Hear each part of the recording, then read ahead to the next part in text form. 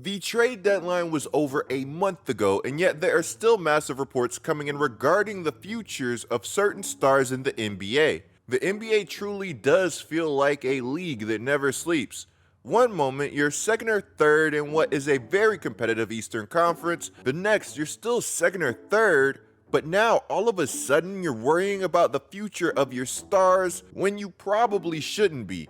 Guys, we have some gigantic news on the Jaylen Brown front, and we have to talk about it and what it means for the Boston Celtics. But first, do your financial goals feel out of reach? Well, they really don't have to. Thanks to Chime's secured credit builder Visa credit card, you can start building credit with your own money through on-time payments and small everyday purchases like groceries, streaming, and even gas. Members see an increase of 30 points to their credit scores on average. Guys, Chime reports your payments to the major credit bureaus so you don't have to. This helps you build credit over time, which is incredibly clutch if you ask me. All with no annual fees, no large security deposits, or checks to apply. Guys, signing up for Chime only takes 2 minutes and it doesn't affect your credit score. Guys, head on over to chime.com/coop to get started. Again, that's chime.com/coop. Now guys, let's see how fast I can read this mandatory disclosure. The Chime Credit Builder Visa credit card is issued by Stride Bank N.A. pursuant to a license from Visa USA.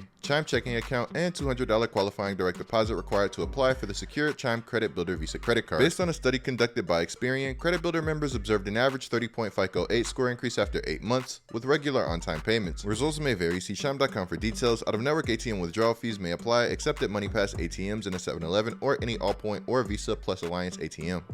It's really wild to me how Danny Ainge nearly traded the picks that became Jason Tatum and Jaylen Brown for Jimmy Butler. Apparently Ainge was mad that he didn't draft Butler.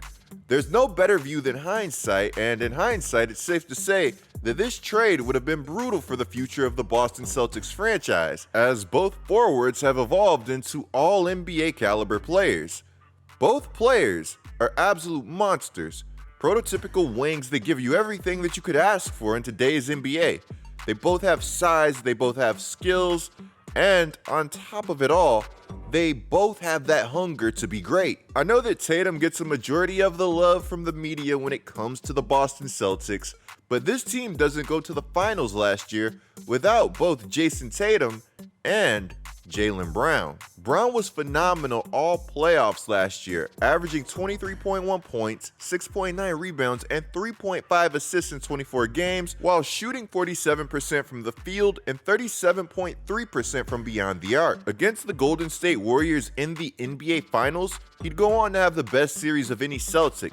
But yet, this didn't stop his name from appearing in trade rumors for what felt like the entire summer. Last summer, it felt like every single team in the league called and asked about Kevin Durant, with no team being as unintentionally loud about their quest for Kevin Durant than the Boston Celtics. At one point, Shams flat out let the world know that the Celtics offered a first-round pick, guard Derek White, and Jaylen Brown for Kevin Durant. Guys, the way that some of these reports were leaking, I feel like Shams had to be sitting in Celtics HQ with Brad Stevens discussing the trades, giving his input as they were happening. When you think about it, it's really amazing how plugged in that some of these insiders are. While these reports and rumors were just rumors to us, you could imagine how they would make somebody like Jaylen Brown feel. Look at it like this.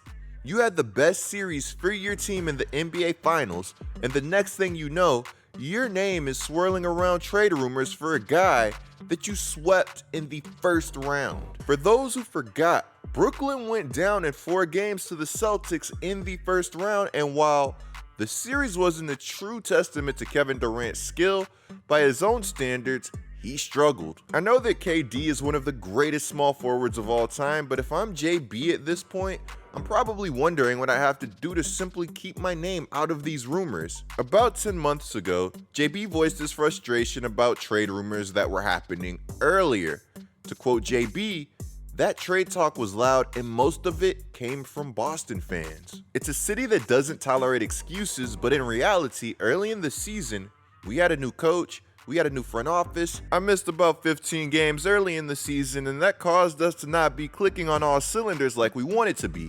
People were impatient, so I understand But fast forward, we got healthy, we got everybody back, and now the sky's the limit. This quote would only give us a very small taste of JB's frustration, as he was mostly positive. Perhaps this SMH that he tweeted this summer when all of those Kevin Durant trade rumors were going on would do us a little more justice. Now, I'm not saying that this tweet gave me Eric Bledsoe I don't want to be here vibes, which, by the way, he claimed that tweet was about a hair salon. Eric Bledsoe actually claimed that tweet was about a hair salon. Anyways, now I'm not saying that tweet from JB gave me those vibes, but it was clear that JB was thrown off by the rumors at the least, and if you ask me, this interview between Jaylen Brown and the Ringer's Logan Murdoch that's now starting to make rounds only confirms it. In this interview, Jaylen Brown said that he called Jason Tatum and Brad Stevens on a three-way after he saw his name involved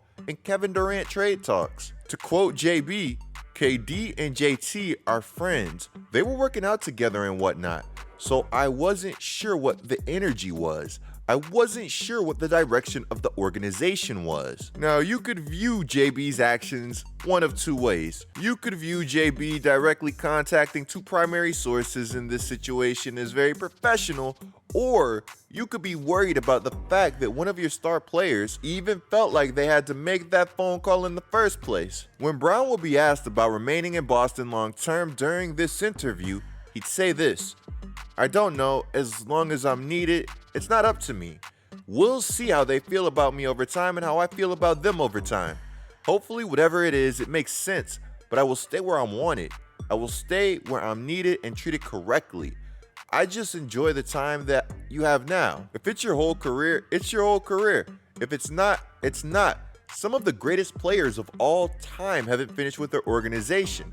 Michael Jordan retired a Wizard." That might not be the best example, but I understand what he was going for with this. I know that a group of people didn't like this interview because he was as non-committal as possible, but personally, this wouldn't be the part that worries me if I'm a Celtics fan, as there's simply nothing wrong with not agreeing to something when you have no idea what the future holds. As a matter of fact, I'd go as far to say that doing something like that is purely lip service, because as we all know, things change. And while some players really do mean what they say, at the end of the day, actions will always speak louder than words. Now, what would worry me, not even on a basketball level, but on a very basic human level, is that there are a small group of Celtic fans that have treated JB differently just because of the color of his skin. To quote JB, "It's not the whole Celtic fan base, but it is a part of the fan base that exists within the Celtic nation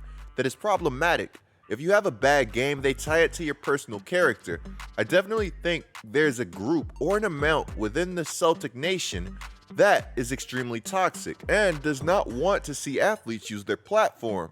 Or they just want you to play basketball and entertain and go home, and that's problematic to me." This entire interview was filled with some interesting, insightful bits that really did give us some insight on the way that JB's mind works and some of the things that he's dealt with. Now, though it would be an insightful interview, there still would be some narratives that would form from it. And as we all know, the last thing that the Boston Celtics need right now is another story distracting this team from its ultimate goal of winning a championship. Jaylen Brown will get the opportunity to clear up some of the comments he made in this interview when he recently spoke about them, saying that, "Right now, I'm focused on helping to lead my team for another playoff run. In terms of speculation, etc., I can't speculate on anything above what I'm doing right now. I think sometimes when people write articles, they get taken out of context, especially when writers have their own agendas or whatever." When Brown would be asked to elaborate and clarify about what he recently said, he'd say, "Nothing right now. Right now, the only thing I want to clarify is that the Celtics need to play better and win more games. If I want to say something in the future about the kind of things that have been floating around, I will. But in terms of right now, I like when people hear things from the horse's mouth, and you can see my reaction, my face, and everything how I feel about what I'm saying. Sometimes those things can get lost in translation, so if I feel the need to do so, I will. I will keep constant communication with my teammates and my organization, and we've got to have everybody on board if we want to do what we say we want to do. So right now, I'm focused on that. Guys, what if JB wanted to get the Boston Celtics back for his name appearing in so many rumors? Honestly, I don't even know if JB would be on that type of time. His words are actually pretty clear here. He just wants his respect. It's worth noting that if Brown makes an All-NBA team this season, he'd put himself in position to potentially receive a 5-year, $290 million supermax from the Boston Celtics. Mind you, that the Celtics would be the only team in the league able to offer this supermax. And guys, the supermax is not something that exactly gets turned down every day.